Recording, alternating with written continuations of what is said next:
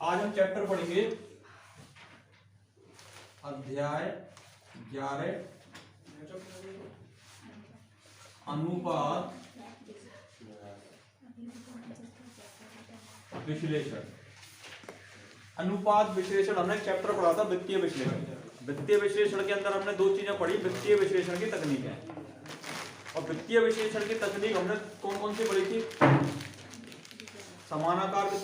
समानाकार विश्लेषण, आपका तुलनात्मक विश्लेषण। समानाकार में दो चीज पढ़ी, इनकम स्टेटमेंट और बैलेंस शीट।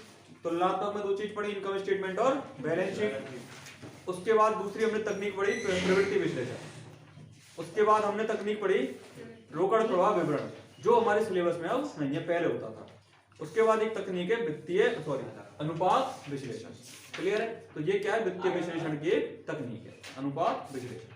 ठीक है, ये अनुपात क्या होता है? सबसे पहले अनुपात किस चीज को बोलते हैं, रेशो किस चीज को बोलते हैं? दो चरों के मध्य संबंध। दो चरों के मध्य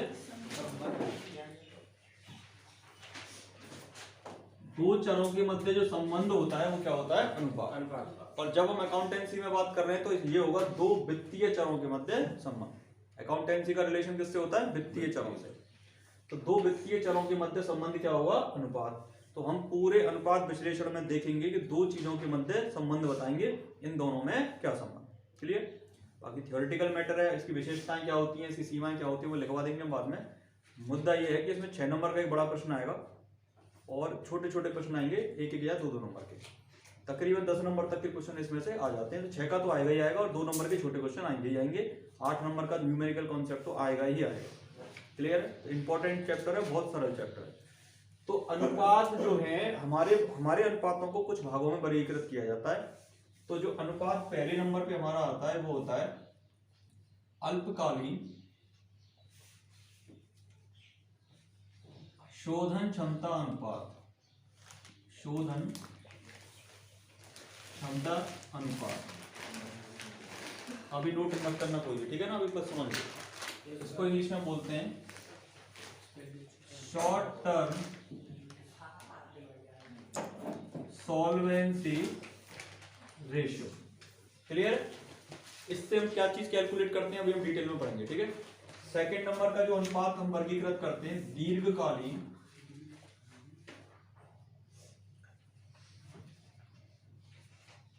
शोधन क्षमता अनुपात। इसको बोलते हैं लॉन्ग टर्म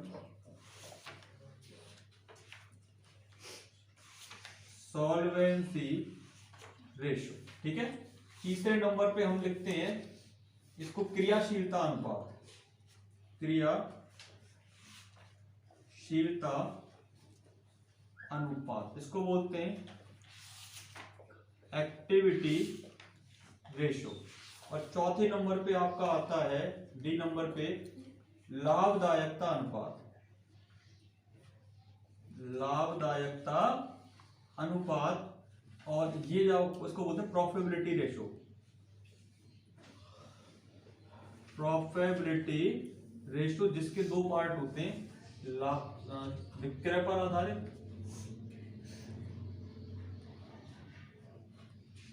और दूसरा विनियोग पर आधारित। इस तरह से हमने पूरे रेशो के चैप्टर को कितने भागों में विभाजित कर लिया? 4 भागों। इसके अंदर 2 रेशो पढ़ने, इसके अंदर 4 रेशो पढ़ने, इसके अंदर 8 रेशो इसके अंदर पढ़ने और तकरीबन 8 रेशो इसके अंदर पढ़ने। क्लियर? बहुत सरल है, इसका तो बहुत सरल है। ठीक है ना? एक एक टर्म का मतलब हम समझते चलेंगे। इसमें 2 रेशो हैं तो कैसे कैलकुलेट होगा, कौन सी चीज कैसे हमें कैलकुलेशन में लेनी है। क्लियर है? अब इसको सबसे पहले नोट कर लो और नोट करने के बाद सबसे पहले हेडिंग डालना अल्पकालीन शोधन क्षमता अनुपात। इसके अंदर देखेंगे होता क्या है।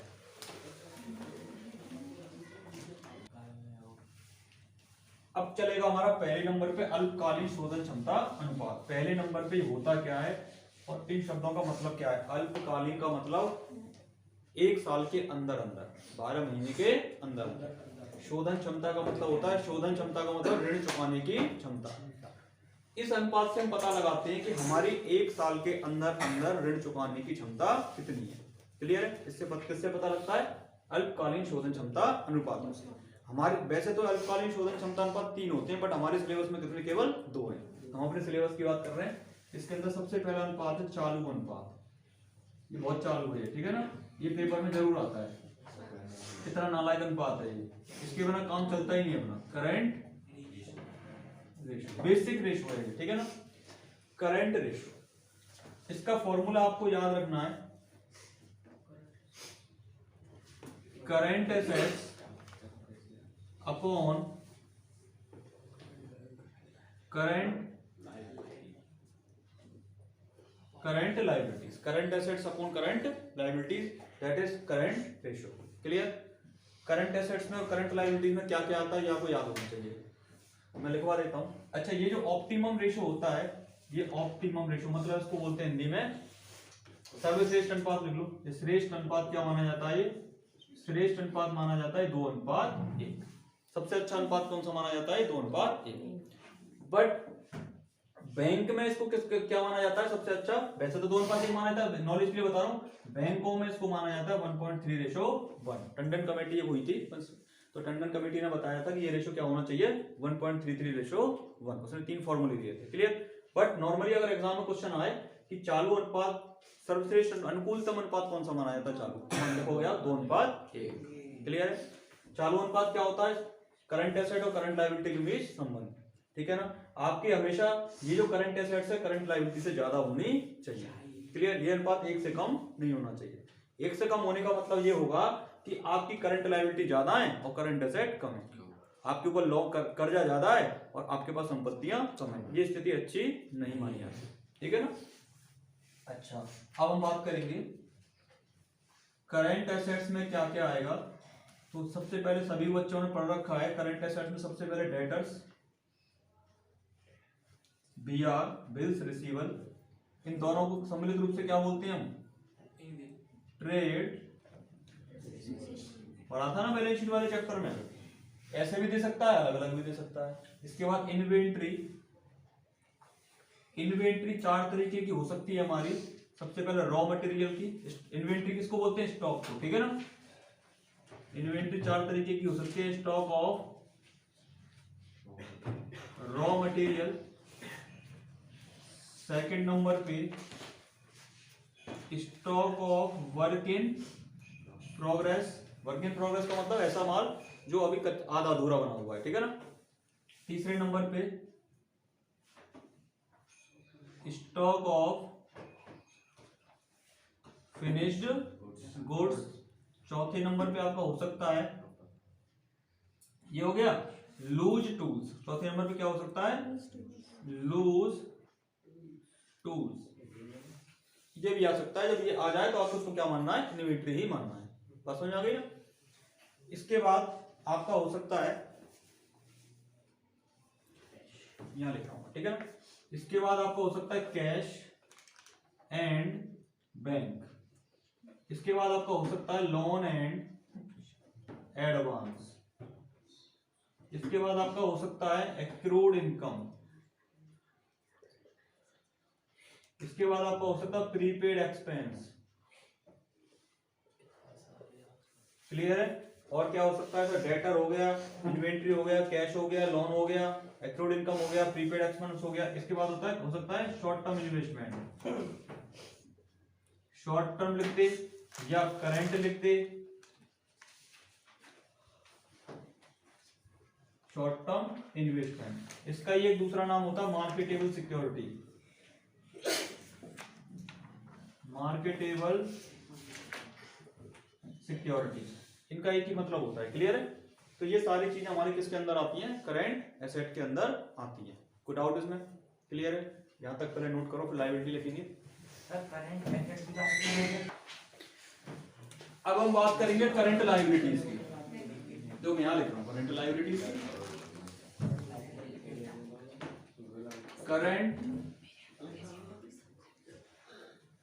करंट लायबिलिटीज में देखो सबसे पहले क्रेडिटर या बीपी। इसको किस नाम से लिखते हैं हम? इसको ट्रेड आप हमेशा याद रखना, किसी भी शब्द के आगे रिसीवेबल शब्द आ जाए तो वो एसेट होगा, करंट एसेट। किसी भी शब्द के आगे पेबल आ जाए तो वो क्या होगा, करंट लायबिलिटी होगा। क्लियर। सेकंड नंबर पे आएगा इसमें बैंक ओवरड्राफ्ट। देखो इनका उल्टा कर दो, इसका उल्टा क्या हो गया, क्रेडिटर बीपी। इन्वेंट्री का कुछ उल्टा होता ही नहीं है, मार्केट में सिक्योरिटीज का उल्टा होता ही नहीं है, कैश का उल्टा bank overdraft, loan and advance का उल्टा short term loan, short term loan. Accrued income का उल्टा क्या होता है, एडवांस इनकम। एडवांस बोल लो या अनअर्न्ड बोल लो, अनअर्न्ड इनकम। कभी कभी एडवांस दे देता है, कभी कभी अनअर्न्ड दे देता है। प्रीपेड एक्सपेंस का उल्टा क्या होता है, आउटस्टैंडिंग एक्सपेंस। Outstanding expense. और क्या आ सकता है, प्रोविजन हो कोई सा भी। कैसा प्रोविजन होना चाहिए, शॉर्ट टर्म प्रोविजन होना चाहिए। क्लियर है। हमने बात करी थी लॉन्ग टर्म भी होते हैं थोड़े से प्रोविजन, बट इसमें कौन सा आएगा, शॉर्ट टर्म। इनको नोट करिए।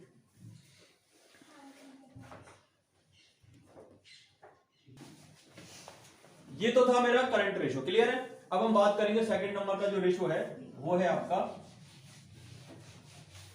इसके 3 नाम है, ठीक है, कोई से भी नाम से वो बता सकता है।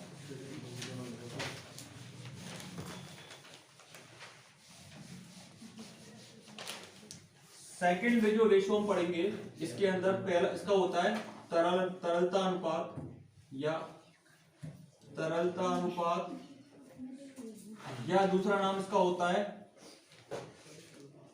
त्वरित अनुपात।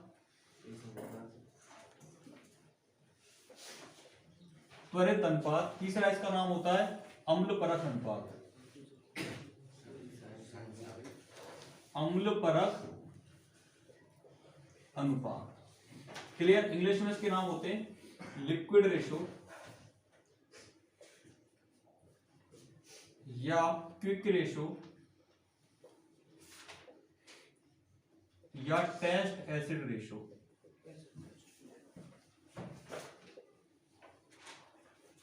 ठीक है भाई। इसका जो फॉर्मूला होता है, इसका जो पहला तो फॉर्मूला इसका फॉर्मूला होता है liquid assets upon current liabilities. इसका फॉर्मूला होता है। इसका जो आदर्श अनुपात होता है, ऑप्टिमम रेशो या आदर्श अनुपात, आइडियल रेशो, आइडियल रेशो जो होता है 1:1। उसका 2:1 होता है, इसका 1:1।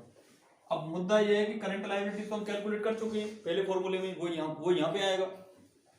लिक्विड एसेट्स कैसे निकालोगे आप, liquid assets equal to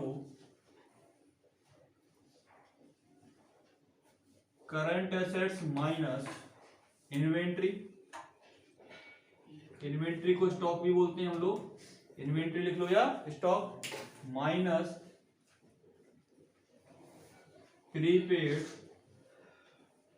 expense. इन दोनों को जब मैं लेस कर दूंगा करंट एसेट्स में से, इन दोनों को, तो मेरा क्या निकल जाएगा, लिक्विड एसेट्स। क्लियर है बात। ठीक है, नोट करो। तीसरे नंबर का जो फॉर्मूला इसमें लिखना है, हालांकि बुक में नहीं है, तीसरे नंबर पर आपको लिखना है, काम आएगा ये। कार्यशील पूंजी, कार्यशील अनुपात का नहीं है फॉर्मूला, सिंपल है, बट आपको लिखना है वर्किंग कैपिटल। वर्किंग कैपिटल का जो फॉर्मूला होता है वो होता है current assets minus current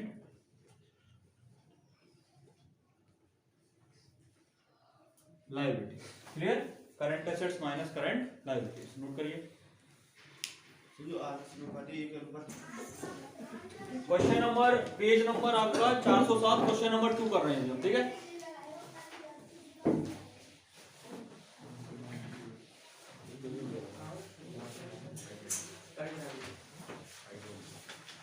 ratio का क्वेश्चन करने का एकमात्र तरीका है जो भी दे रखा है पहले वो देखिए, उसके आधार पर सोचो कि कौन सा वाला आपको फॉर्मूला अप्लाई करना है।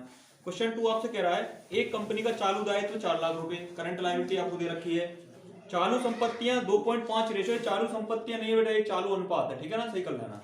तो क्वेश्चन में आपको दे रखा है, क्वेश्चन नंबर 2 में करंट रेशो कितना दे रखा है 2.5/1, क्लियर। अनुपात कौन होता है 2.5/1।